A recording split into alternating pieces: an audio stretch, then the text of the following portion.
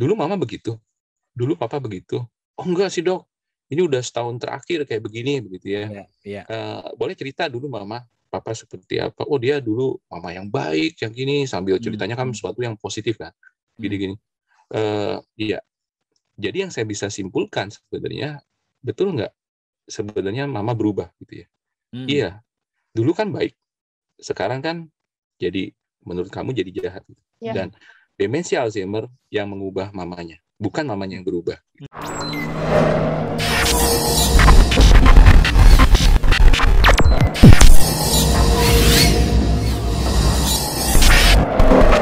Assalamualaikum warahmatullahi wabarakatuh. Alhamdulillah kita bertemu kembali di episode kesekian dari Dr. Aisy Berbagi dengan tagline yang tetap sama. Masih sama, duduk manis, berpikir kritis, dan tetap optimis. Dan kali ini kita akan kedatangan tamu yang istimewa karena dia adalah Pak Dekan. Ya, jadi saya mesti bersopan-sopan dulu nih ya teman saya. Lalu kemudian dia juga adalah dokter spesialis saraf dan ahli, kalau saya lihat tulisan-tulisannya, lalu kemudian dia menjadi pembicara di berbagai level ya, baik nasional maupun internasional tentang demensia, Alzheimer itu yang saya juga nggak tahu itu apa gitu ya. Oke. Jadi nanti kita akan berbincang-bincang dengan beliau. Tapi sebelumnya saya panggil dulu nih, seperti biasa teman saya yang centil, Ning Mahayu. Assalamualaikum Ning. Waalaikumsalam dok. Selamat pagi Dokter Aisy, Dokter Yuda. Selamat pagi semua. Aduh, ini pagi-pagi nih terpaksa nih sobat. Ini kita rekamannya pagi-pagi, mata saya masih ini ya, masih sepet-sepet nih. Tapi demi dengan berdiskusi dengan Pak Dekan saya tetap luangkan waktu. Masya Allah. Baik, Ning, udah ini browsing. Udah tentunya. Data narasumber kita kali ini. Sudah tentunya. Dan sudah banyak. Oh ini mau tahu ini gitu. Oke, langsung aja kita panggil ini narasumber kita kali ini. Dr. Yuda Turana, spesialis saraf. Selamat pagi, Bro. Pagi. Panggilnya Bro Aisy, Dokter Aisy atau siapa? Aduh, Dokter Aisy ya. Apa aja lah gitu ya. Ya. Pagi juga nih, sehat pagi, semua ya. Alhamdulillah. Sehat semua ya. Makasih dok. Selamat pagi Baik. semua. Kita ini informal aja ini Bro Yuda. Jadi siap. Banyak kan kalau saya lihat saya pantau perjalanannya Bro Yuda di media sosial, aktif sekali untuk mengedukasi masyarakat tentang demensia dan Alzheimer. Tapi kalau untuk misalnya orang awam gitu ya, atau misalnya yang bukan spesialistik, mungkin hanya tahu pikun gitu.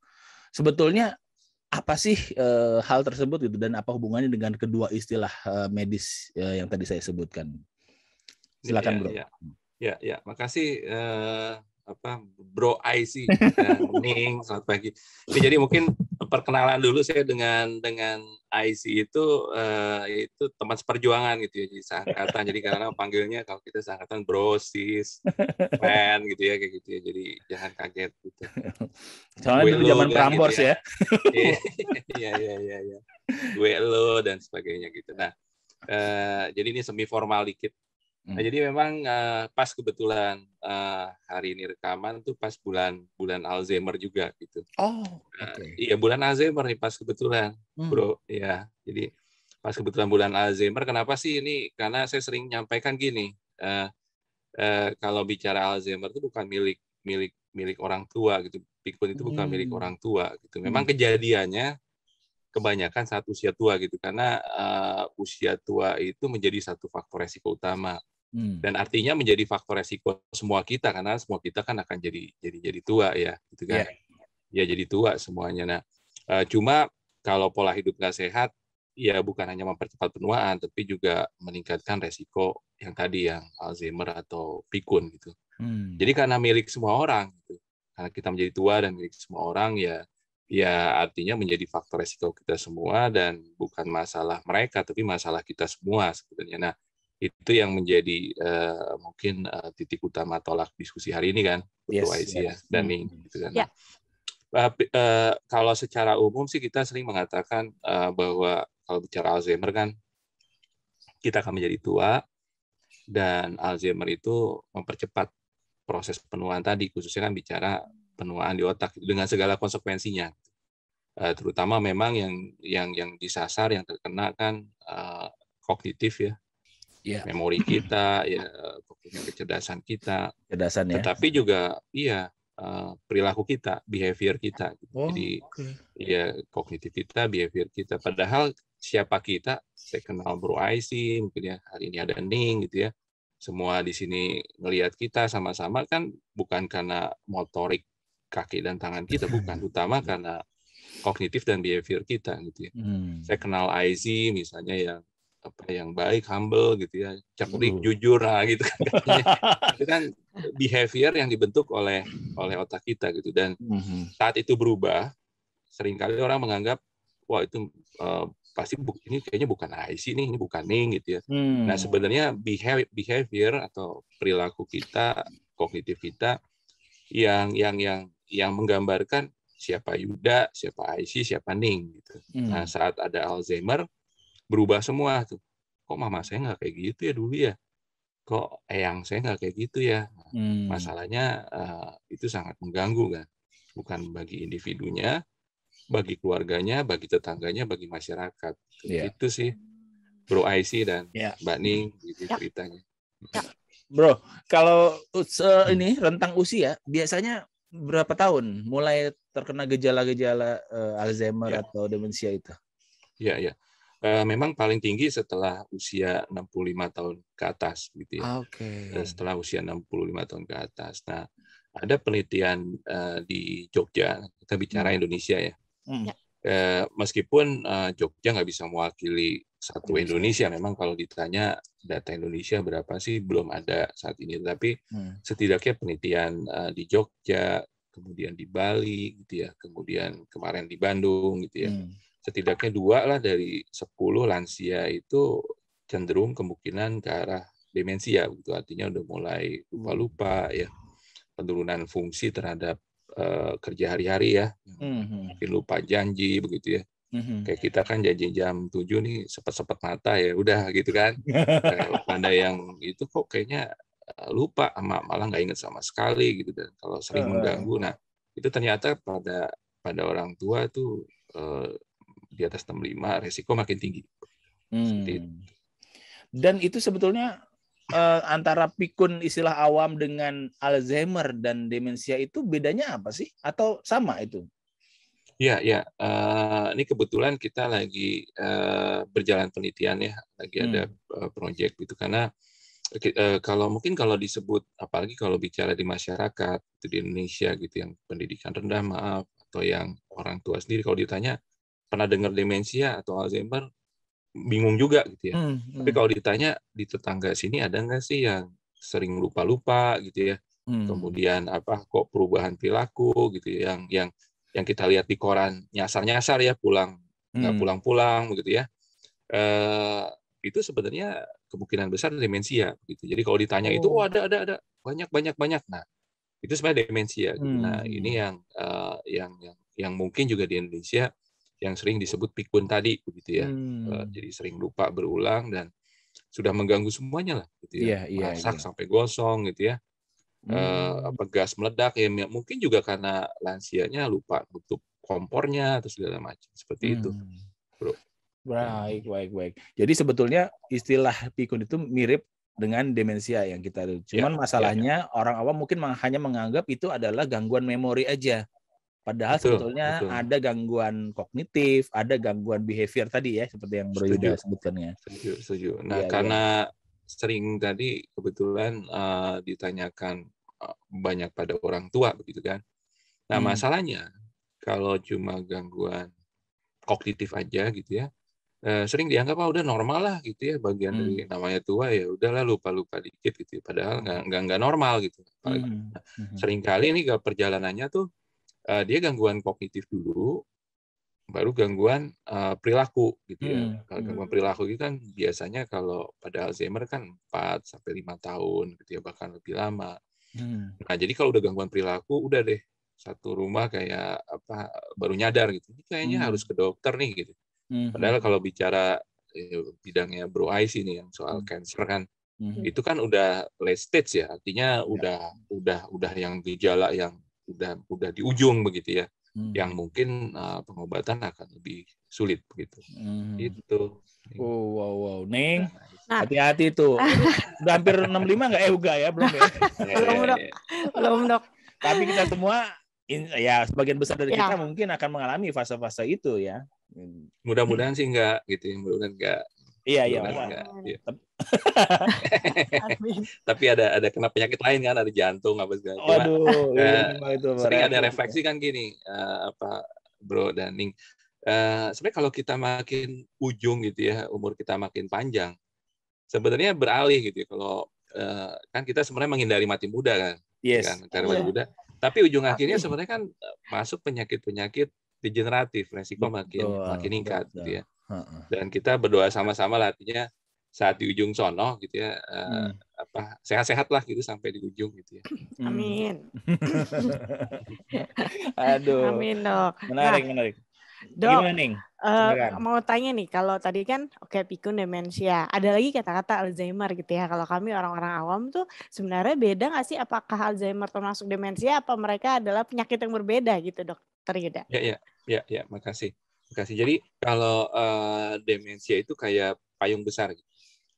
Apapun sebabnya, kalau satu proses kerusakan di otak menyebabkan tadi gangguan kognitif yang tadi memori ya, kemudian ngambil keputusan, kemudian kok ngomong jadi susah, dan ada perubahan perilaku yang progresif gitu, dan makin lama makin berat dan mengganggu fungsi pekerjaan sehari-hari, kita sebut demensia. Apapun penyebabnya begitu.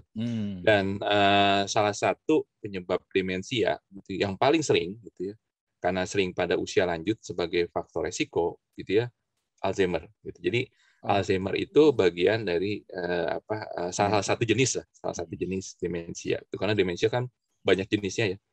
Seorang yang kena stroke ya rusak juga sih pembuluh darahnya kan. Kesumbat juga sih, jadi otaknya rusak. Bisa jadi demensia vaskuler suatu saat gitu ya. Tetapi yang disebut dengan demensia Alzheimer tentunya tadi karena proses degeneratif atau proses penuaan yang cepat gitu ya, seperti itu. Tadi Bro Yuda bilang dengan pola hidup yang nggak sehat gitu. Sebetulnya apa penyebabnya? Apakah dia genetika atau memang lingkungan gitu, Bro? Ya, multifaktor. Jadi multifaktor yang perlu ditegaskan di sini gini, sebenarnya saat demensia itu terjadi begitu ya, bukan ceritanya misalnya tadi kita bahas 65 tahun ke atas sudah mulai tinggi nih. Startnya itu bukan di 65 itu gitu ya. Tetapi mungkin startnya di 50, bahkan lebih jauh lagi sih. Ada penelitian di midlife gitu ya, lebih jauh lagi, bahkan dari studi dari kita di kandungan begitu ya, atau di fase anak ya. Jadi bisa aja demensia terjadi, sebenarnya saya nyalahin dokter Aisy nih. Anaknya nggak ngurusin anak-anak yang beres nih gitu kan, gizinya pada kurang gitu, stunting masih banyak, main salah-salahan aja pokoknya. Nah, terjadi proses penuaan yang cepat itu jadi demensia itu dari sono gitu, karena ada penelitian anak yang nggak kreatif gitu ya, cenderung juga akan jadi pikun di usia lanjut gitu. Ada penelitiannya, jadi waktu TK dia di assess tes kreativitasnya gitu ya. Kemudian saat reuni di 60 tahun diceknya ternyata kalau anak nggak kreatif dulu begitu ya, jadi gampang pikun misalnya. Bahkan juga dari ibu hamil kan, karena proses tidak kreatif itu mulai dari ibu hamil. Ini mah bidangnya Bro Aisyil, saya nggak mau masuk ke sana, lebih pakat. Ya. Bahkan katanya sebelum kita dilahirkan, itu bukan masalah genetik, tetapi calon ibu yang nggak sehat itu akan menjadi hamil nggak sehat dan seterusnya gitu. Nah, genetik memang ada. Genetik itu ada, tetapi nggak banyak begitu ya, artinya tetap ada peranan dominan, tetapi saya sebut lebih ke faktor resiko gitu. Kita lebih fokus kepada sebenarnya gini, udahlah jangan nyalahin yang genetik gitu, tapi kita pola hidup. Kita nggak bisa intervensi juga ya. Iya itu. Nah, 2020 kalau nggak salah ya, ini di Lancet, itu satu majalah kedokteran yang kita tahu kenal semua, itu evidence base-nya cukup kuat beberapa hal yang bisa kita intervensi saat midlife gitu ya. Seperti misalnya ya jelas pendidikan ya. Pendidikan ini saya sebut bukan sekedar pendidikan formal, tetapi kalau otak ini stimulasi menjadi sebutnya cognitive reserve gitu. Jadi kayak sel otak kita lebih tahan. Kemudian yang jelas lah dari hipertensi, diabetes ya kalau ada dikontrol gitu ya, obesitas gitu ya, physical inactivity, nggak bergerak gitu ya, kayak Zoom terus begini nih. Contoh yang nggak bergerak kan gitu ya, nggak bisa lari, nggak bisa apa gitu ya. Nah, rokok jelas kita jadi problem ya di Indonesia gitu ya. Termasuk hal-hal yang seperti stres gitu ya. Nah, itu sangat bisa gitu ya. Menjadi faktor resiko utama gitu. Jadi multifaktor gitu, dan kita akan fokus ke multifaktornya gitu ya. Dan dimulai dari dini gitu ya. Dari sedini mungkin lah gitu. Ada cara pencegahan kita nggak sih, Bro? Ya. Selalu dimulai dari tadi pola hidup sehat tadi tentunya gitu, karena saya selalu kalau menggambarkan ini tuh selalu untuk mencegah itu saya gambarkan di kotak hijau dan di kotak merah. Artinya kotak merah faktor resiko, kotak hijau itu faktor protektif gitu ya. Tentunya kan nanti kurangin yang kotak merah, perbanyak yang kotak hijau. Nah, kotak merah tadi itu yang rokok, stres segala macamnya, obesitas dan sebagainya. Dan kotak hijau ini yang stimulasi fisik, kognitif dan mental gitu ya. Kalau kognitif ya kita kayak gini nih, kita ngobrol gitu ya, kemudian berbagi ilmu, dan kemudian juga mendengarkan YouTube Dokter Aisy berbagi kan belajar tuh stimulasi kognitif. Gitu. Keren. Masuk. Keren. Even di tengah pandemik juga ya, itu kan salah satu masalah yang paling besar, bukan hanya pandemik membuat sakit secara fisik kemudian ya produktivitasnya ada meninggal, tapi juga aspek kognitif sebenarnya, karena kan olahraga jadi lebih dikit, kita harus akuin itu ya. Bro Aisy sih sama Ning kayaknya berat badan nggak naik ya, gitu. Aduh, gara-gara banyak yang naik. Ini pakai edit aja nih gue. Edit aja kita ya. Ini cuma seleher kita nggak tahu ya. Iya, bawahnya. Udah berapa bulan mengandung nih kita. Iya itu dia. Bukan fokus di muka tapi menghindari perutnya nggak kelihatan karena. Termasuk juga dari penelitian silaturahmi ya, kita ngobrol gitu, terkoneksi secara sosial, itu salah satu cara untuk mencegah juga gitu ya. Selain tentu aktivitas fisik tadi, silaturahmi gitu, stimulasi sosial dan mental gitu. Mental ya berbagai kegiatan spiritual. Spiritual ini bukan hanya soal dari penelitian ritual keagamaan, tetapi juga mindset dari rasa bersyukur gitu ya, berbagi gitu ya, Aisy berbagi. Nah, itu sebenarnya salah satu aspek spiritual. Nah, saat spiritual itu kita tinggi, secara fisik kita tentu dijaga sehat gitu ya, secara mental dijaga, itu kayak tabungan kita sebenarnya di masa tua sebenarnya. Seperti itu udah terbukti, evidence base-nya cukup kuat gitu ya. Itu. Jadi memang sering-sering berdiskusi, sering-sering share gitu ya. Betul. Dalam arisannya Bro dipindahin ke ini Bro, ke acara-acara gini kayak ke Zoom apa gitu kan, meskipun nggak ketemu fisik gitu kan. Kalau ibu-ibu kan gitu ya, pengajiannya diubah, kemudian kegiatan keagamaan mungkin diubah secara virtual sementara. Itu sangat menjaga proses kognitif ya, khususnya pada orang tua. Tapi prosesnya harus interaktif ya kan, kalau misalnya mungkin kajian itu kan kita lebih satu arah gitu ya. Nah, kalau betul. Mesti interaktif seperti ini ya gitu. Betul. Ya, diusahakan interaktifnya. Memang ini ada pergeseran dalam konteks kan kita budaya untuk diskusi saat ini nih dengan Bro Aisy, dengan Ning nih, kita baru ketemu secara virtual begini kan, setelah bertahun-tahun nggak ketemu kan. Kita udah berapa lama Bro nggak ketemu kan? Pas zaman kuliah ya. Paleolitikum apa zamannya ya? Iya, pokoknya zaman baheula gitu kan. Bersyukur ada secara virtual gini, ada interaktif gitu ya. Jadi semakin interaktif dia gitu ya, itu akan semakin baik gitu ya. Bukan satu arah gitu. Komunikasi itu 2 arah gitu ya. Persis. 3 arah lebih bagus gitu ya. Itu kan kayak kita kan ini ada kanan kiri, ada ning, ada IC ya, kita ngobrol gini. Itu intinya jelas terbukti gitu. Ada penelitian menarik tuh sering dikutip mengenai ini gitu ya. Penelitiannya sering dikutip karena penelitiannya lebih dari 10 tahun gitu ya. Membandingkan antara lansia-lansia lanjut usia gitu ya, para senior kita yang aktif secara sosial dan yang tidak aktif secara sosial gitu. Memang di penelitian ini cukup menariknya adalah ya ujung akhirnya sih ada cognitive decline, kognitifnya menurun ya. Cuma nggak bisa dihindari, cuma dalam batas normal atau yang cepat gitu ya. Nah, ternyata pada kelompok yang stimulasi sosial di sana yang di batasan operasional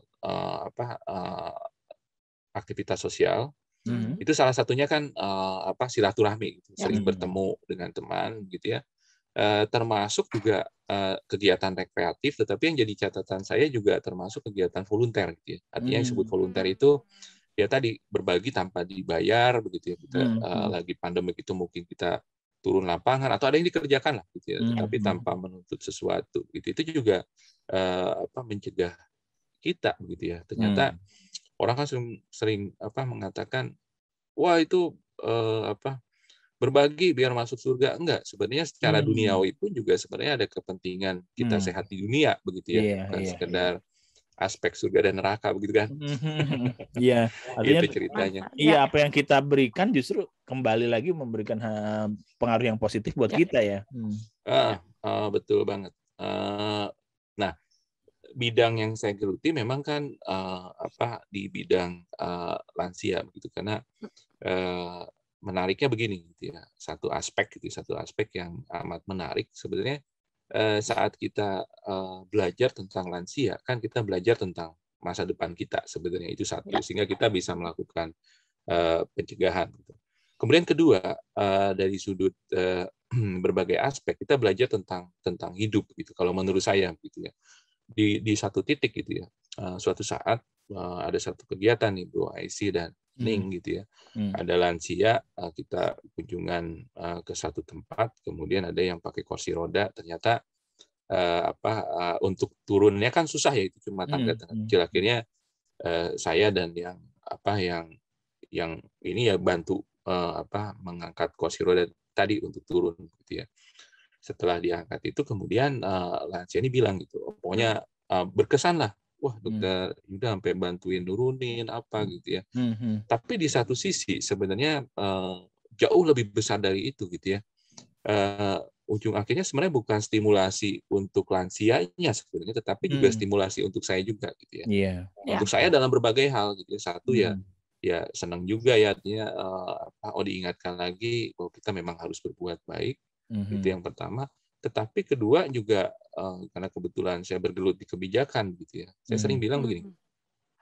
Ya sebenarnya nyiapin saya juga saat saya bilang ke pemerintah, ya tolong dong yang untuk disable, untuk yang ini fasilitas dilengkapin gitu. Sebenarnya saya bilang ke pejabat ya, untuk kita juga bukan untuk yang itu gitu ya. Jangan sampai nanti kita ngalamin di titik itu gitu ya.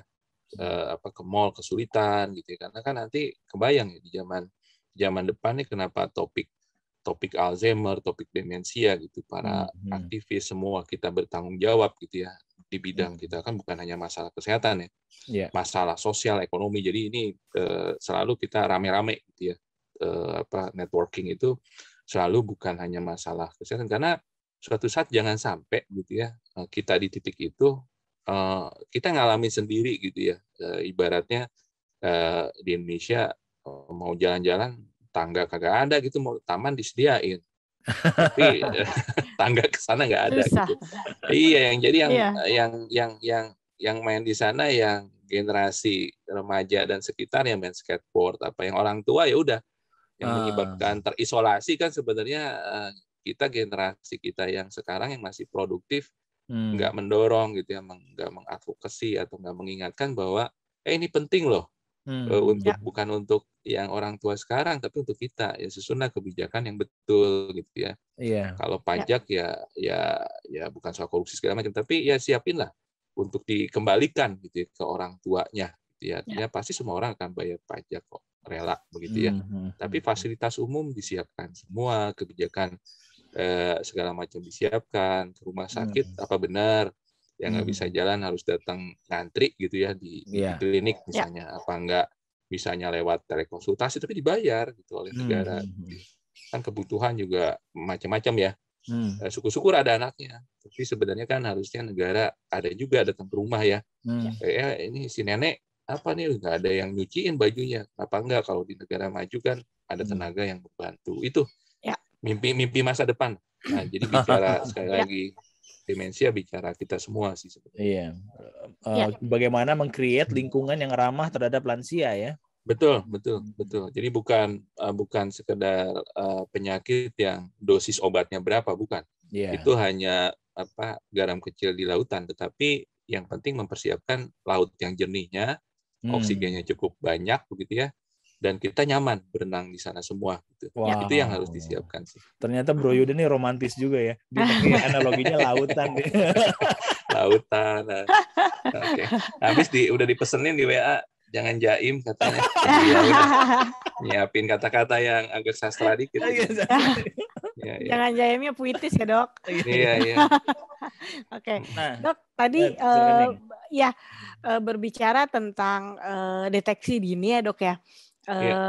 Ini bagaimana caranya kita bisa mendeteksi dini baik untuk orang tua maupun untuk kita sendiri. Kalau tadi pencegahan kan sudah ya. Kalau misalkan ibaratnya siap-siap gitu ya, dari yang saya baca dan saya dengar, nampaknya caretaker dari pasien-pasien demensia atau Alzheimer ini kan punya suatu struggle-nya sendiri ya, Dok ya.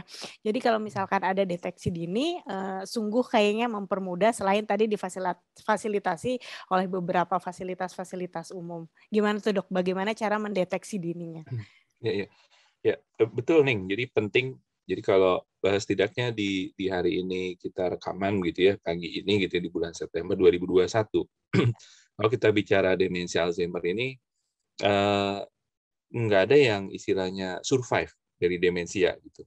Kalau cancer udah ada beberapa penemuan dia survive begitu kan, Bro IC ini bilang Bro IC. Nah, tetapi sampai saat ini nggak ada yang istilahnya saya survive dari demensia Alzheimer begitu. Kalau ada pasti sebelum bukan demensia Alzheimer, pasti tipe lainnya atau karena sebab lain, karena depresi dan sebagainya. Tetapi kalau udah dinyatakan demensia Alzheimer, di titik ini nggak ada yang survive gitu.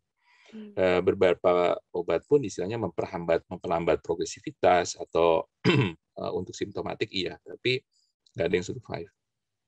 Nah, saat kita bicara penyakit yang seperti ini, sebenarnya kan memang betul, Ning, kita harus fokus di dua hal kan. Mencegah tentu tadi kan kita diskusikan, faktor resiko kita hindarin ya, memang itu yang pertama, dan kedua tentu deteksi dini gitu ya, deteksi dini gitu ya. Jangan sampai kan mobil motor kita macet di tengah jalan gitu ya, baru kita ke bengkel. Tapi kan sebenarnya kita cegah rutin lakukan check up termasuk tadi pola hidup sehat. Nah, salah satunya juga cek dini gitu ya, cek sedini mungkin. Memang cek sedini mungkin kalau boleh dianjurkan pada setiap lansia sih sebenarnya ada atau tidak ada keluhan, sebenarnya sudah satu paket tuh.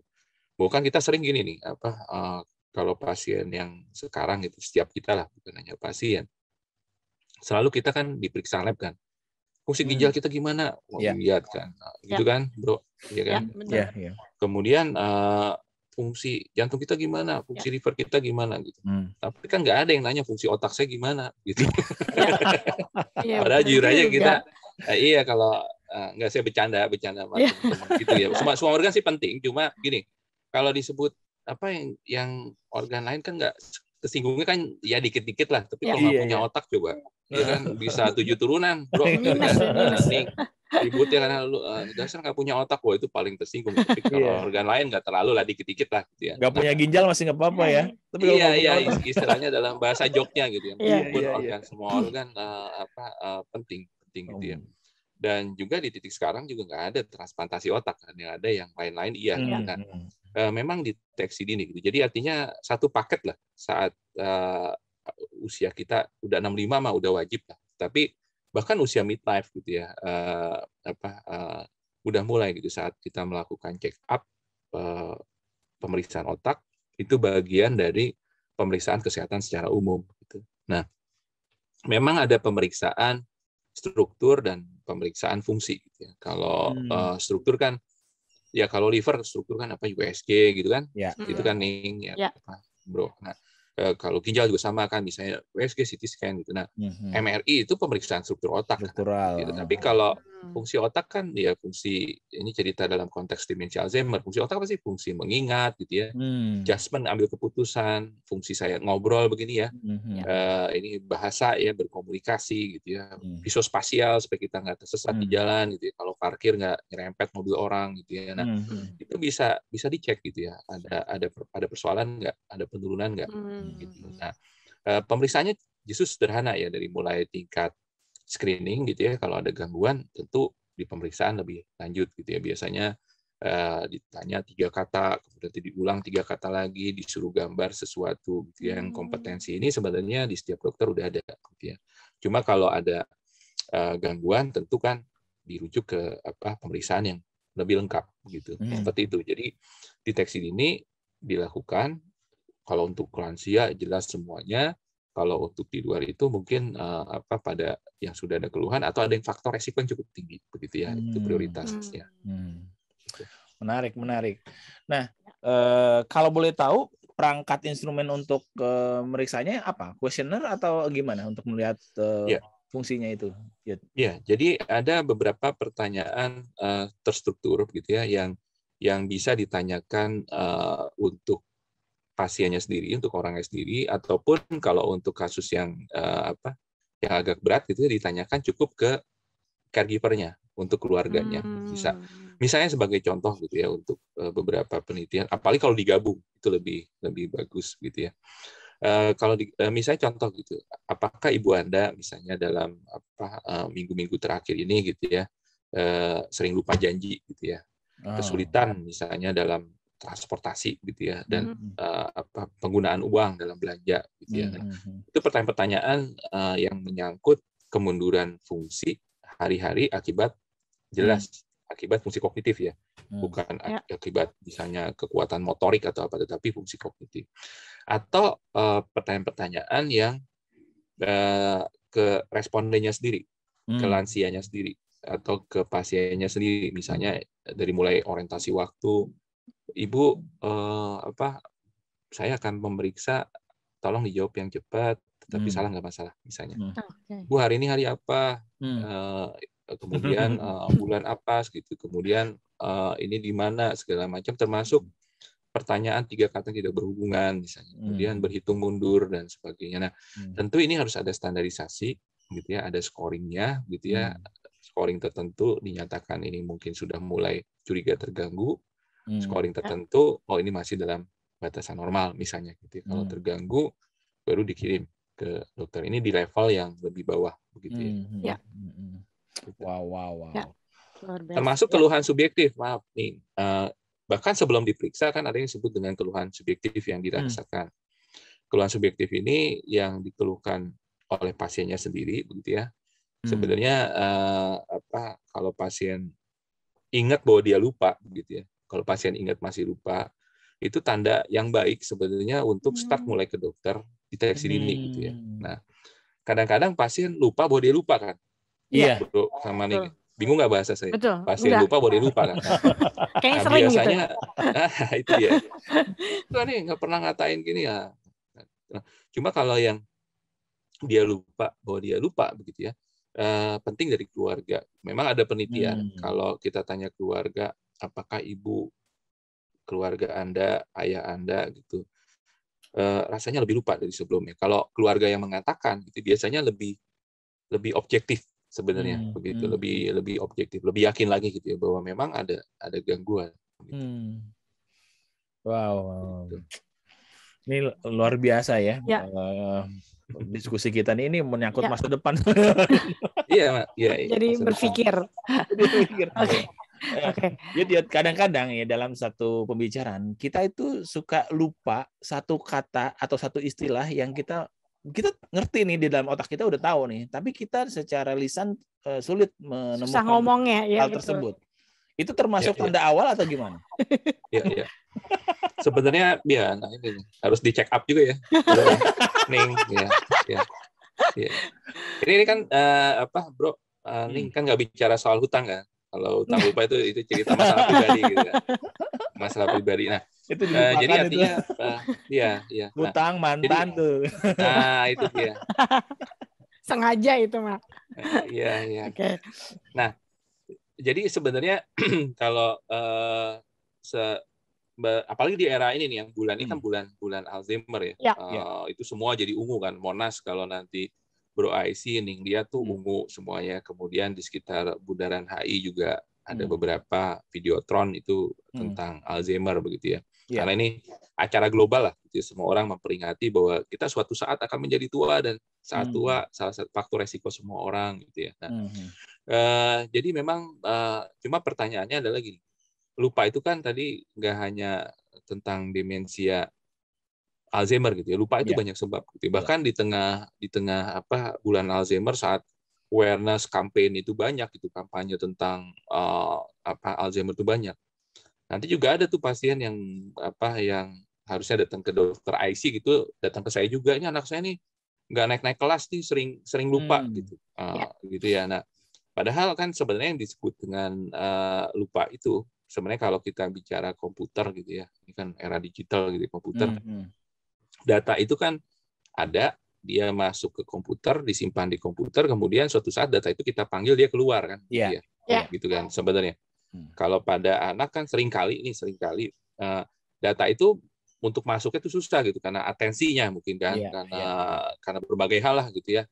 Apalagi sekarang WFH gitu, belajar di rumah gitu ya. Artinya saat dia belajar ada piring jatuh di belakang dari dapur, itu udah bau yang bau masakan untuk makan siang begitu ya, bapak ibu kemudian ngobrol gitu ya, ruangan itu kan gangguan atensi, jadi data nggak masuk gitu. Biasanya saya sering bilang gini, kalau nonton film gitu, ingat nggak dia? Wah, kalau nonton film mah ingat banget, itu memorinya bagus, cuma data yang satu mau dimasukin, data yang satu enggak gitu, tergantung suka atau tidaknya gitu. Sama kayak gangguan makan, Bro IC pada anak kan. Ini gangguan nelan apa dia memang nggak nafsu makan gitu, atau makanannya kurang beragam gitu kan, itu kan akan beda ya gitu. Nah, pada anak seringkali itu. Nah, sama juga dengan kita gitu ya. Masalahnya prosesnya oke, keluarnya oke gitu. Tapi kalau data terlalu banyak dimasukin, brain overloaded juga gitu. Nah, ini sering juga. Nah, itu salah satu sebab ya. Tentu nanti harus dicari sebab-sebab lain, termasuk jangan-jangan memang udah kena resiko-resiko demensia. Tetapi bicara secara umum, salah satu faktor juga sebenarnya brain overloaded gitu ya. Masalah satu belum beres, masalah kehidupan yang lain udah masuk gitu ya. Masuk. Iya, bos telepon gitu ya. Pasien emergensi masuk begitu ya. Tiba-tiba di dapur tadi udah megang sesuatu, bingung. Tadi gue ke dapur mau ngapain ya gitu. Nah, itu brain overloaded. Tetapi apapun itu brain overloaded gitu ya. Ini namanya komputer gitu ya. Dimasukin data terus gitu ya. Komputer makin lama seiring dengan hari bertambah, semakin menua ya, akibatnya kalau komputer dipaksakan terlalu dipush seperti itu juga lama-lama faktor resiko juga gitu, jadi betul-betulan jadi ngehang juga gitu ya. Seperti itu sih. Gender jadi pengaruh nggak? Nah, gender nih ada Ning gitu ya di sini gitu ya. Nah, entah kenapa begitu ya, kalau memang kalau kita lihat perkembangan waktu kecil gitu ya, kemudian kita akhirnya menua gitu ya, agak unik sebenarnya kalau kita misalnya gender ngaruh apa enggak gitu. Yang menentukan gender laki perempuan itu kan salah satunya kan sebenarnya hormonal gitu ya. Dan kita ini sangat dipengaruhi hormonal gitu. Khususnya pada gender yang satunya gitu ya, pada Ning gitu ya. Memang ada satu studi menarik gitu ya, fungsi-fungsi kognitif pada yang terutama berbahasa dan teman-temannya itu pada waktu awal kehidupan tuh lebih berkembang, lebih cepat seringkali pada anak perempuan sebenarnya gitu ya. Tetapi pada saat di ujung, karena dia estrogen itu juga banyak reseptor yang terkait dengan kognitif juga gitu. Cuma persoalannya saat kita menua, ini bicara demensia Alzheimer, kalau laki-laki itu testosteron dia menurun itu perlahan begitu ya, perlahan gitu ya. Perlahan. Ya. Tapi kalau pada perempuan gitu ya, saat dia terutama udah menopause gitu ya, itu persoalannya dia kadang-kadang menurun sampai ke titik drastis yang kadang-kadang tidak terukur gitu di darah dan dengan segala konsekuensinya ya. Bukan sekedar gejala menopause yang apa yang kita tahu, tetapi juga masalah kognitif gitu. Jadi salah satunya gitu kenapa gender ini pengaruh gitu, bukan semata-mata karena perempuan umurnya lebih panjang, iya gitu ya, karena konsekuensi lebih panjang kan kehilangan pasangan hidup gitu ya.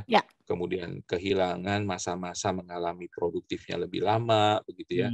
Tetapi juga masalah yang ada internal di tubuhnya sendiri gitu. Tetap faktor risiko, termasuk juga tadi yang dalam konteks teori hormon estrogen tadi.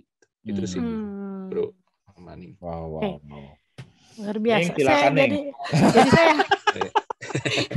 Pak Dokter ini jadi saya harus bersosialisasi lebih banyak kayaknya Dok ya.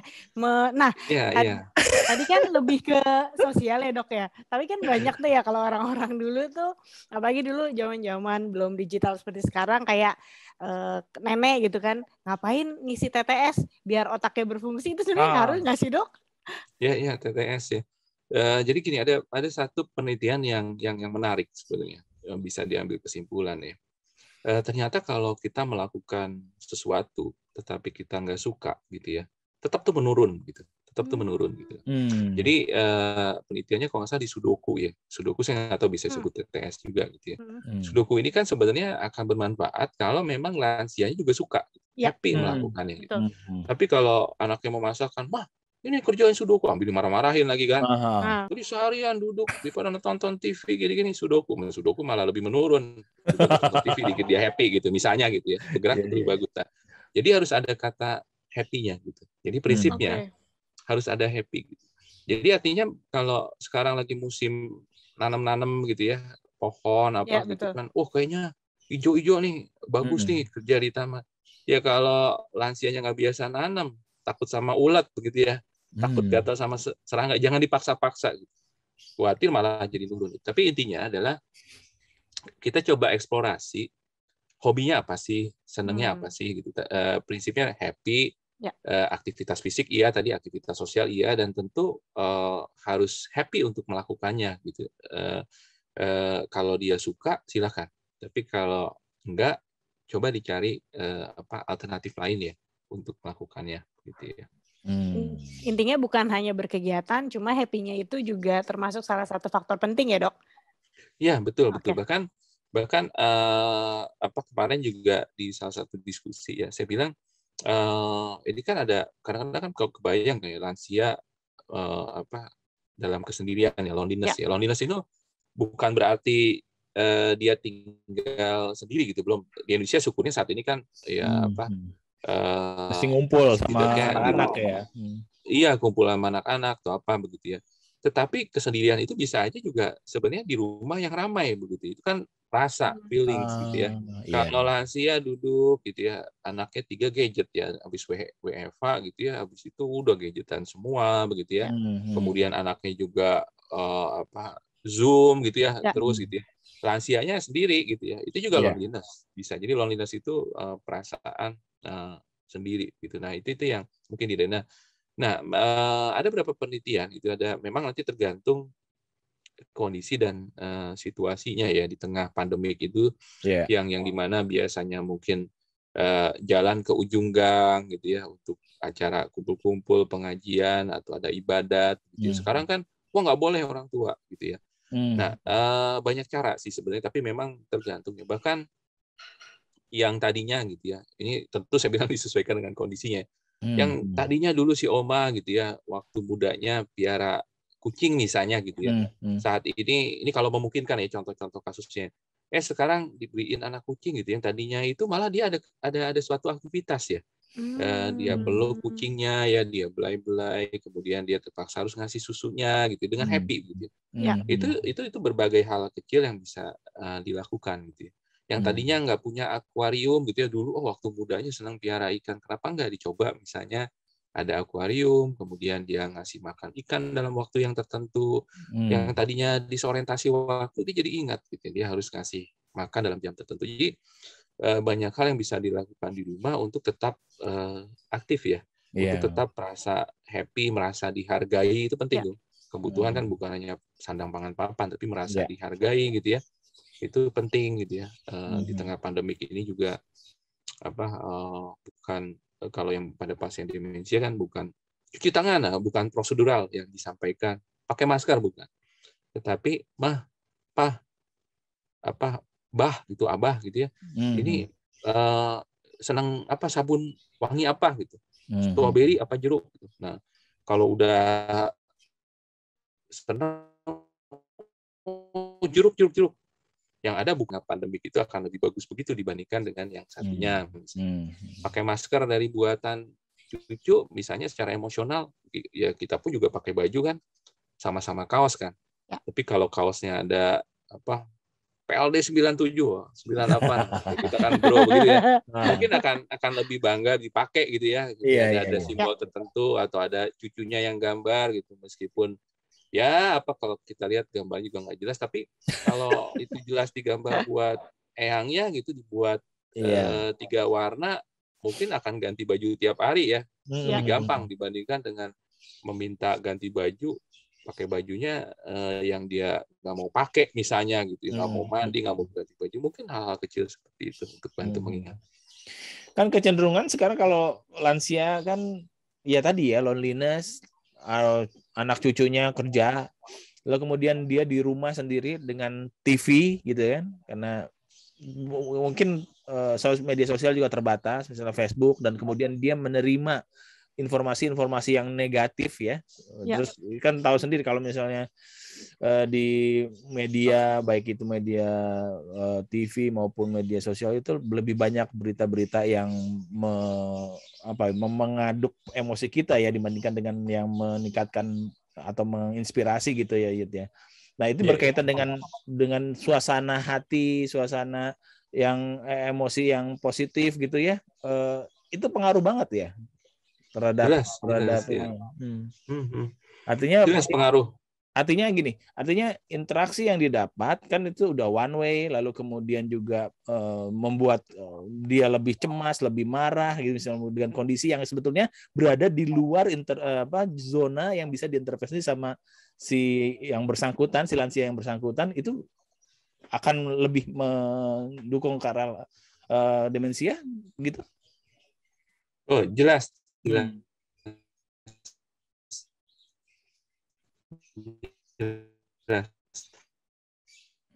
Bisa diulang, Yud? Justru sebenarnya disebut di sini internet connection. Sekarang udah kedengeran, Bro? Ya, udah. Sip. Di info ya kalau sinyalnya naik turun. Biasa kalau pagi sinyal dipakai bareng-bareng gitu kan. Iya. Sinyal dipakai bareng-bareng. Nah, jadi betul, sangat setuju gitu. Jadi memang cukup unik gitu ya, karena kan di satu sisi kita pun juga tahu ya, dan semua wartawan juga tahu begitu kan.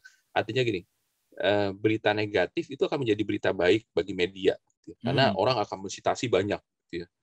Kalau yang positif biasanya orang nggak, ya kita jarang menggunjingkan tetangga yang rukun-rukun kan. Kalau yang udah cerai aja, tangga pukul-pukulan sebelah aja, wah udah deh. Yang mana gitu.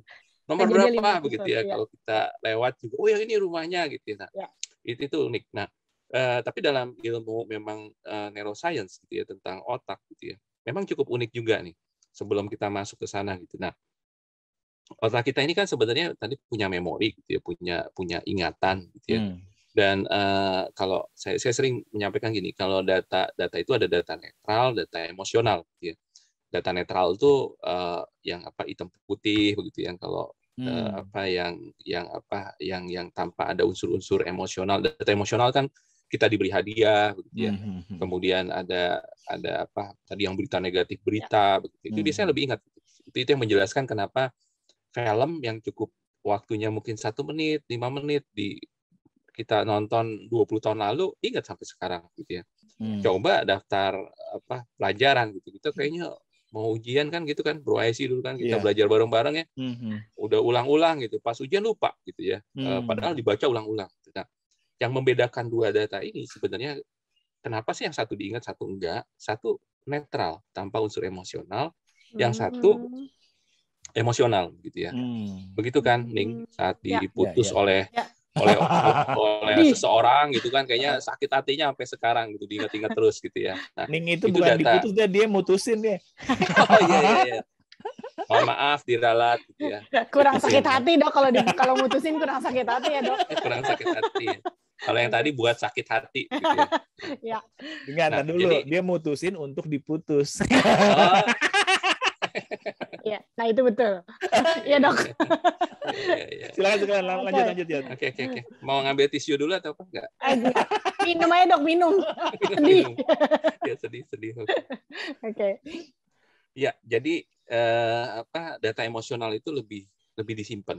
Nah, kalau kita bagi dua gitu ya, emosional positif dan negatif. Yang positif kan kalau kita diberi hadiah kan positif gitu ya. Yang negatif itu jelas kalau kita dicaci maki orang lain itu jadi negatif gitu. Nah, persoalannya adalah yang paling disimpan paling dalam adalah yang paling negatif gitu. Sehingga ada pepatah kan katanya 1000 hadiah tuh akan hilang cacian dengan satu kata gitu. Nah, itu kan yang hati-hati yang saat di bidang perkembangan anak, di bidang yang Bro IC itu kadang-kadang kenapa tiba-tiba anak-anak itu udah remaja aja tiba-tiba langsung deket sama temennya gitu. Cuma gara-gara 1-2 kata gitu. Nah, ini berlanjut sampai kita usia lanjut. Sekarang sering pertanyaan, kenapa sih Alzheimer kok perubahan perilakunya jadi negatif gitu?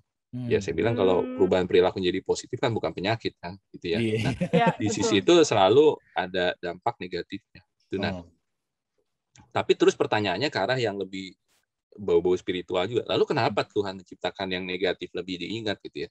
Sebenarnya maksud Tuhan adalah kurang lebihnya nih supaya kita nggak jatuh ke lubang 2 kali. Karena kan survival kita nih ditentukan bagaimana kita menghindari sesuatu yang negatif sebenarnya. Ya udahlah kalau masuk ujung gang misalnya banyak preman ya kita menghindari gang yang itu dan pindah ke gang yang lain gitu ya. Dan unsur-unsur negatif itu kan sebenarnya yang akhirnya kita menemukan pasangan yang ideal kita kan. Oh, yang kayak tipe gini nih jangan karena memori kita menghindarkan yang negatif. Nah, tetapi ada persoalan sebetulnya. Jadi saat seiring dengan berjalannya waktu ada penyakit hinggap gitu ya dan proses penuaan itu ada. Yang pertama hilang adalah ya memori-memori yang netral gitu. Sehingga kan lupa janji, lupa daftar belanjaan begitu ya. Tetapi persoalan yang udah lama yang emosional ya tetap ada di sana gitu. Tetap hinggap gitu, ada di sana gitu. Jadi artinya apa? Yang netral-netral hilang, kemudian makin berat, yang emosional positif hilang, sisanya adalah yang emosional negatif. Iya, negatif. Begitu kan, yang negatif gitu ya. Nah, itu yang hinggap gitu. Atau saya sering kalau saya sendiri nggak tahu ya, saya sendiri suka film yang serem-serem kan. Bioskop gitu. Serem banget gitu ya.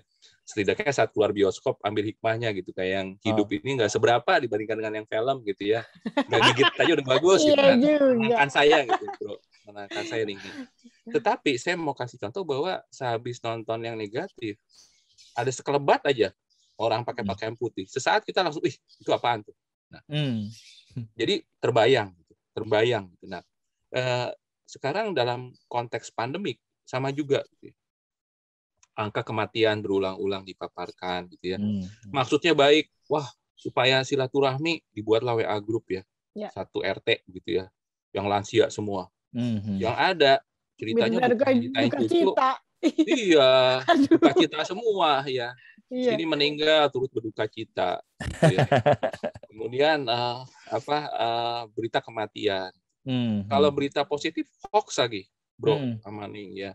Obat ini menyembuhkan, COVID sembuh begitu yang hoax gitu ya. Nah, itu semua bercampur aduk dan itu lebih mudah beredar karena yang negatif juga cepat disebarin, yang hoax itu kan menggelegar kan. Sembuh dalam 1 hari gitu, yang sesek langsung itu menggelegar gitu. Tapi kalau yang biasa-biasa gitu, jaga kesehatan selama COVID, pakai masker, itu ya biasa aja gitu. Ini mah udah tahu gitu ya. Oke. Iya. Tapi kalau udah heboh banget baru itu nyimpan. Nah, jadi memang benar. Jadi kalaupun ada sekarang, artinya perbanyak, setidaknya untuk kita semua lah, perbanyak hal-hal yang positif, emosional positif begitu ya. Kemudian sehingga setidaknya itu jadi cognitive restore. Ya saat kita usia lanjut kan tadi sel kan mulai mengkerut, menghilang gitu ya. Kalaupun mengkerut, menghilang, menyisakan banyak hal-hal yang positif begitu ya. Bukan yang negatifnya. Kalau negatif semua nanti ya bahaya juga begitu ya saat usia lanjut gitu. Jadi mirip ini ya, Yud ya, mirip otot kita ya. Kalau misal kita latih pada saat usia muda, nanti pada saat lisis di dewasa kan juga masih banyak yang tersisa kan sebetulnya otot-otot itu. Betul. Otak juga demikian ya. Betul. Bahkan sebenarnya kan kita olahraga ya. Ya sini badminton gitu ya. Saya nggak tahu angkat besi atau apa misalnya kan. Itu sebenarnya saat kita olahraga itu kita susah membedakan ya kalau di umur 50 tahun misalnya olahraga atau apa gitu serba relatif sebenarnya. Tapi sangat berbeda lah ya. Saya bisa tahu ini lansia ini saat saya rawat ya bahkan di satu penyakit yang harus dirabaring ya. Itu amat cepat pulih ya saat melakukan fisioterapi gitu ya dari pernafasannya, dari apanya begitu ya. Saya tahu bahwa dulu ini pasti ternyata betul kan. Dia melatih olahraga tertentu gitu, senam apa begitu ya. Itu beda. Tapi kalau sekarang sih ya umur masih 40, 50 nggak beda jauh lah antara yang ngerokok sama enggak gitu.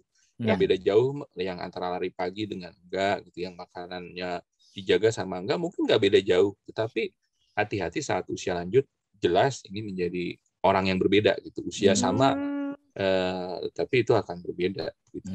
Oke. Nah, tadi ngomongin faktor resiko ya dok, ya jadi penasaran ngomongin COVID juga. Ada nggak sih dok faktor resiko kalau COVID kan yang komorbid nih harus hati-hati nih. Kalau pada demensia tuh ada nggak dok faktor-faktor seperti itu? Misalkan yang diabetes, faktor resiko karena demensianya lebih tinggi gitu-gitu, bagaimana tuh dok?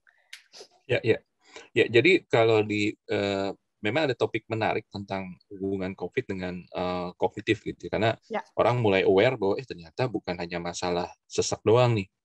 Orang udah mulai aware ternyata kehilangan penciuman pun itu nervus 1 kan sebenarnya. Dan kalau bicara degeneratif, bicara nanti penyakit Parkinson gitu ya, kemudian bicara demensia. Kalau kita Google gitu sama Mbak Google juga itu kan sebenarnya tanda-tanda awal untuk kerusakan degeneratif yang lebih lanjut. Cuma memang untuk saat ini saya belum bisa bicara banyak seberapa berat kalau yang olfaktor ini suatu saat akan menjadi sesuatu gitu kan, karena COVID kan baru. Tetapi dari penelitian udah terbukti bahwa hampir 30%-nya bahkan begitu ya yang kena COVID khususnya di rumah sakit itu bisa terganggu di kognitif gitu ya. Terlepas ini menetap ataupun dia pulih begitu ya. Terlepas dari tetap atau pulih. Memang banyak sebabnya gitu ya, dari mulai secara langsung virusnya bisa ke otak begitu ya, atau secara bidangnya Bro Aisy ini secara imunologi gitu, inflamasi masuk ke otak begitu ya, bisa, atau berbagai hal, termasuk juga misalnya tadi stres psikologisnya akibat COVID begitu ya. Kalau dirawat pun juga di ruang isolasi, apalagi lansia begitu ya, dengan orang yang sering ketemu aja anaknya lupa. Sekarang harus ditaruh di rumah sakit gitu ya. Dia nggak tahu itu COVID gitu ya, dan dia nggak tahu kenapa dia dirawat, merasa bisa jalan, merasa bisa makan gitu. Udah gitu ditemenin sama astronot lagi kan yang baju lengkap gitu ya. yang ini. Nah, di sebelahnya yang lagi megap-megap gitu, yang lagi ini. Nah, kebayang nggak? Yang tadinya ringan jangan-jangan juga menurun misalnya pada lansia gitu. Jadi banyak faktor. Nah, ada satu penelitian yang menarik juga bahwa tadi mengenai komorbiditas. Jadi pada orang tua khususnya, jadi kadang-kadang yang membuat parah COVID itu sebenarnya bukan karena beratnya COVID, tetapi beratnya komorbiditas. Gitu. Artinya COVID-nya di satu stage tertentu sama antara si A dengan si B. Cuma bedanya si A ini komorbiditasnya banyak gitu. Diabetesnya nggak kekontrol, tesnya nggak kekontrol, ada sakit jantung lagi gitu kan. Itu akan jatuh lebih berat. Jadi satu faktor utama setuju itu komorbiditasnya gitu, bukan sekedar beratnya si virus masuk, tapi saat komorbiditas ada dan kondisi lebih berat, resiko untuk penurunannya lebih besar. Itu termasuk kognitif ya. Saat yang sudah ada demensia, proses degeneratif, kemudian ada COVID, baik virusnya sendiri begitu ya, ataupun situasi tadi itu faktor lingkungan ya, lingkungan rumah sakit, kemudian berbagai hal situasinya gitu ya, dan mungkin juga penyakit penyertanya, karena demensia itu kadang-kadang nggak sendiri ya. Biasanya orang yang degeneratif itu obatnya udah banyak, penyertanya banyak. Nah itu semua memperparah perburukan kognitif begitu. Yud, balik lagi ke Pikun nih ya. Aku ada tuh teman terus kemudian dia punya ibu yang sudah lansia.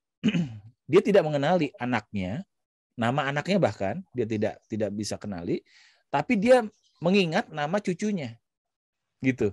Itu kenapa itu bisa terjadi ya? Ya. Itu cukup menarik sebenarnya, artinya terlepas dari anak dan cucunya, ada unsur ikatan emosional ya, pasti lebih kuat ya. Di unsur cucu dibandingkan dengan anak ya. Gitu ya. Itu terlepas dari posisinya apa gitu ya. Bahkan lebih ingat bukan soal cucunya ya, pengasuhnya.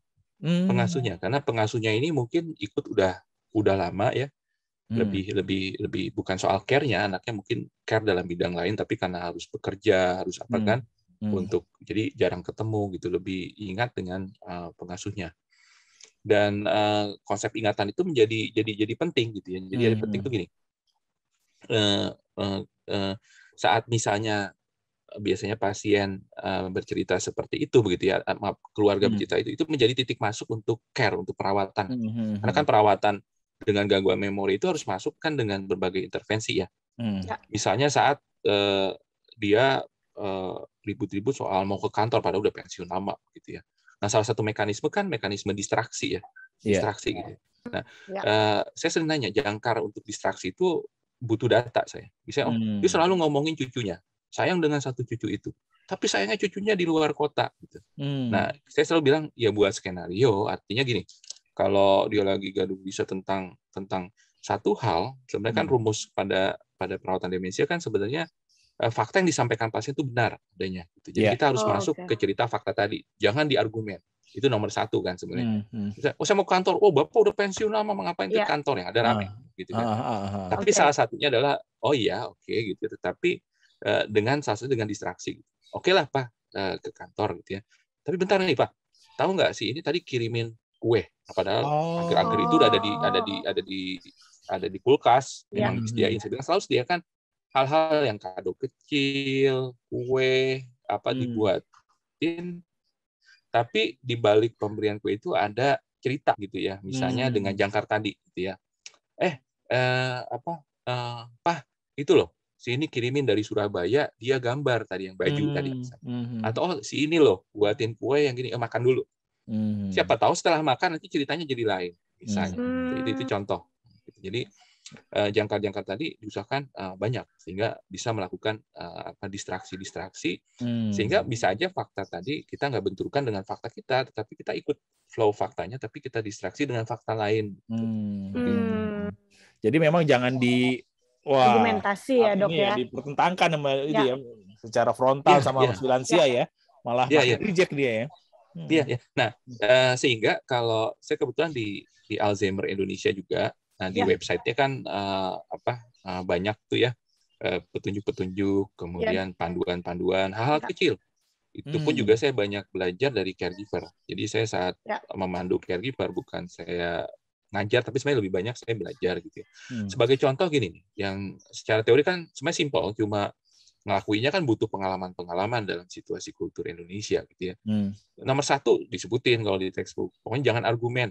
Itu kan penyakit demensia itu kalau di dalam kurungnya tuh, Bro Aisy dan Ning, itu sebenarnya penyakit komunikasi. Jadi handle-nya harus dengan komunikasi, bukan dengan obat. Nah, ada tamu di luar gitu ya, 3 orang. Ya, kalau yang nggak tahu kan langsung mana mah nggak ada tamu gitu. Ada tadi mama nih halusinasi apa gitu ya. Tapi kalau yang udah terbiasa menghandle, mah ada tamu 3 di luar. Mah mandi dulu, kalau tamunya masuk, mama belum mandi nggak enak loh. Yang ada justru kita menggunakan fakta tadi untuk melakukan sesuatu yang positif kan. Oh, Tadinya nggak mau mandi malah jadi mau mandi. Jadi dialihkan gitu ya dok ya? Ya, menarik menggunakan tuh, fakta tadi. Iya menarik betul. Iya, Jadi iya. ya siapa tahu pas dia melakukan hal lain dia jadi lupa lagi gitu ya dok ya? Iya. Oh, Jadi gunakan fakta tadi untuk melakukan positif gitu. Artinya bisa kita meminta mandi, bisa meminta makan, makan dulu yuk sebelum tamunya masuk gitu ya. Gitu. Wow. Gile nih. Ning, udah Menarik 1 jam nih. Lewat aja nih kita ngobrol sama ini udah Dr. Yuda nih. Masya Allah. Udah Betul. lama nggak ketemu, udah ngobrol langsung berbet aja ya. Apalagi ngobrol yang bergizi. Dan memang tamu-tamu di Dr. IC Berbagi ini selalu istimewa nih. Ya, selalu lapar dengan info-info yang seperti ini ya dok ya. Maksudnya tadi komunikasi untuk pasien-pasien demensia atau Alzheimer itu luar biasa. Siapa tahu ada caretaker yang yang mendengar langsung, oh iya juga ya kenapa kita nggak coba gitu ya. Sedangkan benar juga kadang-kala kita kalau ini mana sih nggak ada tamu, mau ke kantor ngapain sih Pak gitu kan, marah duluan karena kita sudah biasanya melabelinya dengan nih orang tua nih pikun nih, tapi nggak tahu bagaimana cara handle-nya. Luar biasa banget nih. Terakhir lagi dok, jadi susah nih nanya-nanya. Mungkin next kemudian bisa ya. Request. Siap. Jadi di kita tuh ada kenapa kita buat Alzheimer Indonesia buat video cukup banyak gitu ya. Karena kita tahu bahwa uniknya nih kalau kita bicara demensia gitu ya. Perilaku itu kadang-kadang berubah tuh bukan hitungan bulan, pagi sama sore aja beda, gitu kan. Padahal mungkin kalau konsul ke dokter atau datang ke dokter bisa aja 2 bulan sekali, gitu ya. Dan sebenarnya ujung akhirnya bagaimana kita meningkatkan kompetensi dari yang 24 jam tinggal di rumahnya kan, sebenarnya kan itu. Betul. Nah, sehingga buku-buku atau panduan-panduan atau video yang kita buat, sebenarnya kita nggak bicara dosis obat, gitu ya. Kita bicara sebenarnya judul-judul yang sederhana, bro. Dari mulai bagaimana menghandle halusinasi tadi di keluarga, bagaimana dari persoalan sederhana, mandi yang sulit gitu, ada yang 3 ringan mandi gitu ya. Ya saya bilang ya kita aja tersinggung kalau ada orang di samping kita kagak kita kenal tiba-tiba Yud mandi, emang gue bau gitu ya, kurang ajar banget siapa begitu kan. Ya, tapi kan saya anaknya, saya suaminya. Ya bapak sama anak ya tahu, bapak anak sama suami, tapi pasien kan kagak tahu. Orang asing. Nah, jadi bagaimana berkomunikasi hanya sekedar mengganti kata mandi dengan yuk kita spa, kemudian si pengasuhnya jangan ganti-ganti baju jadi bingung ini siapa orang asing gitu. Pendekatan simpel sebenarnya. Karena kesulitan di dokter kan datang ceritanya hanya di ujung ya. Di ujung tuh gini. Wah ngamuk-ngamuk mecahin kaca. Wah ngamuk-ngamuk disuruh mandi malah mukul ya jelas aja kalau saya pun bro Amaning ada orang yang suruh mandi kagak saya kenal kurang ajar banget gitu ya. Gitu ya. Betul. Iya juga ya. Iya nah itu ya. Jadi hal-hal kecil yang di buku itu biasanya atau di panduan itu kita coba bahas mengatasi cara kesulitan mandi. Kayaknya gila mandi aja sampai dibahas. Ini satu bab sendiri. Bagaimana mengatasi misalnya tiba-tiba kalau buka pakaian mau mendadak gitu ya atau kesulitan makan gitu ya. Jadi nggak bicara soal obat nafsu makan, beda pendekatannya gitu ya. Bicara bukan soal bukan obat gitu ya. Tetapi kita bicara bagaimana berkomunikasi gitu ya dengan seseorang yang ada demensia gitu. Nah, mungkin satu hal cuma menurut saya penting ini Bro IC dan Ning gitu ya. Seringkali dalam sesi-sesi yang saat konseling, saat kita ngobrol gitu ya.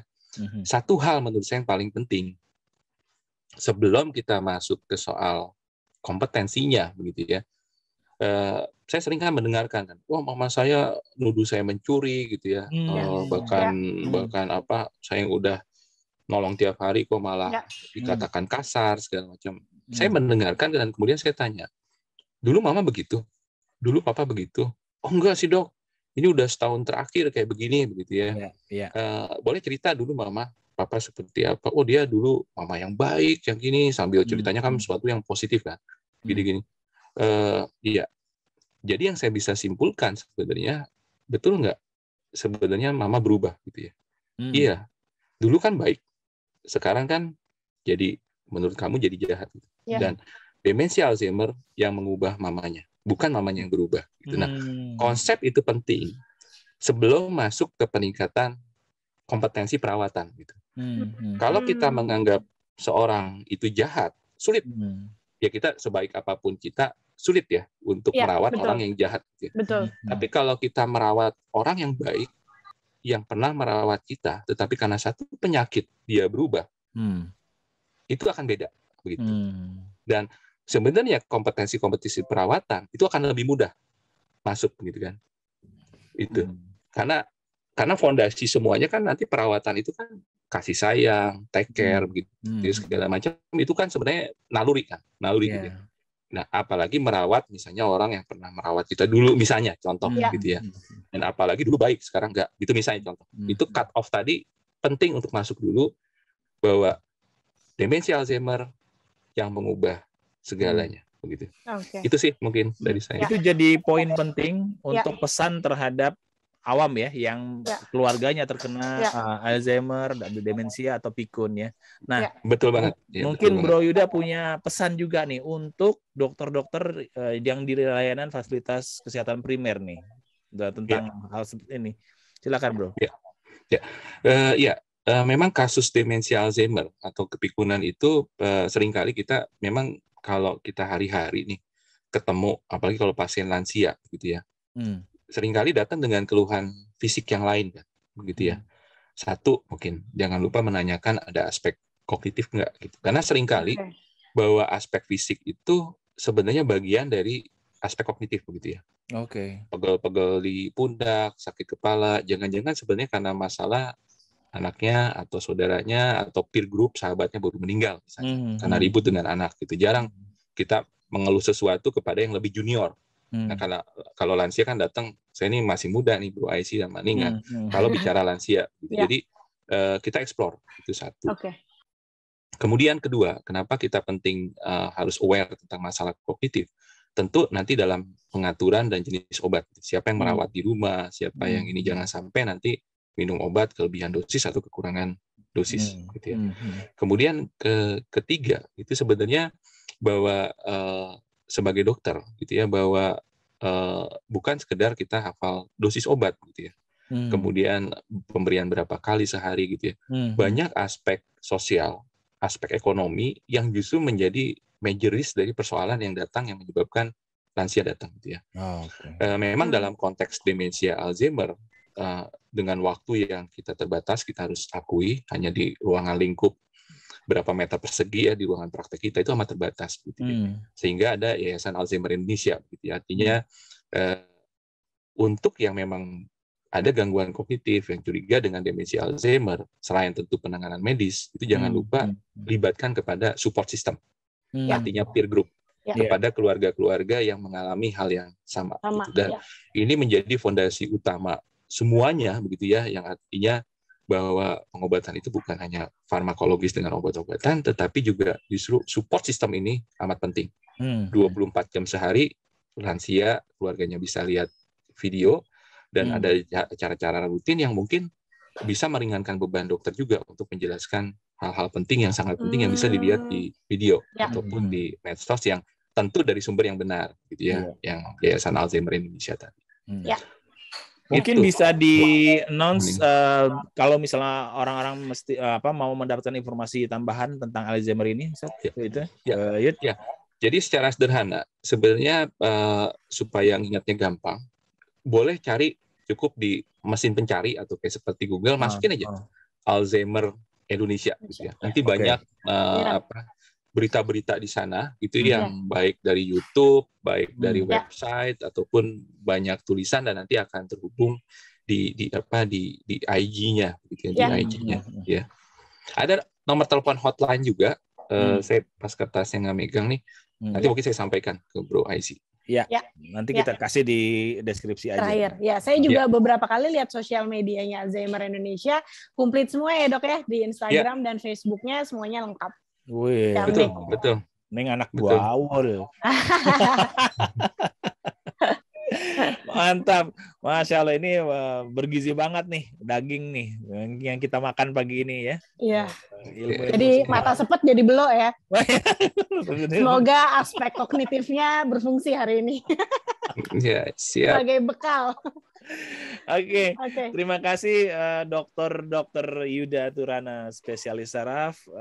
Ini waktunya memang sangat terbatas ya, dan kita beruntung ya pandemi ini membawa hikmah bahwa kita bisa menjangkau orang-orang yang dengan waktu dan tempat yang terbatas, tapi kompetensinya juga kita butuhkan, itu bisa kita jangkau dengan Zoom seperti ini gitu di era ini, dan itu nggak kebayangkan pada saat sebelum pandemi sebetulnya. Betul.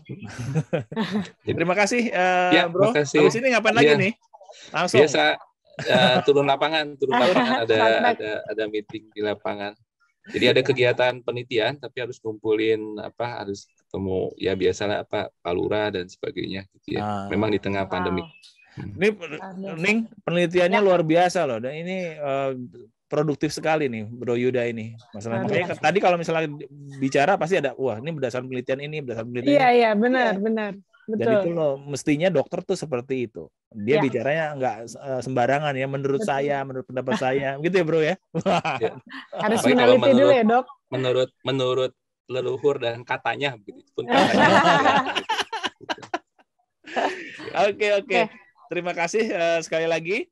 Dan sobat-sobat podcast Dr. Aisy Berbagi, kita sampai di ujung dari obrolan yang seru pagi ini ya. Dari tadi kata Ning, dari mata sepet nih karena ini tappingnya pagi banget, terus kemudian jadi kita berbinar-binar ya, cerah ceria. Insya Allah bisa mengisi hari-hari sobat-sobat podcast Dr. Aisy Berbagi dengan informasi-informasi yang positif dan juga bergizi tinggi gitu ya. Baik, tetap dengan tagline yang sama, duduk manis, berpikir kritis, dan tetap optimis. Sampai jumpa di episode Dr. Aisy Berbagi selanjutnya. Assalamualaikum warahmatullahi wabarakatuh. Waalaikumsalam warahmatullahi wabarakatuh. Terima Yuk, kasih Dr. semuanya. Terima kasih nih. Sama-sama dok. Ketemu lagi.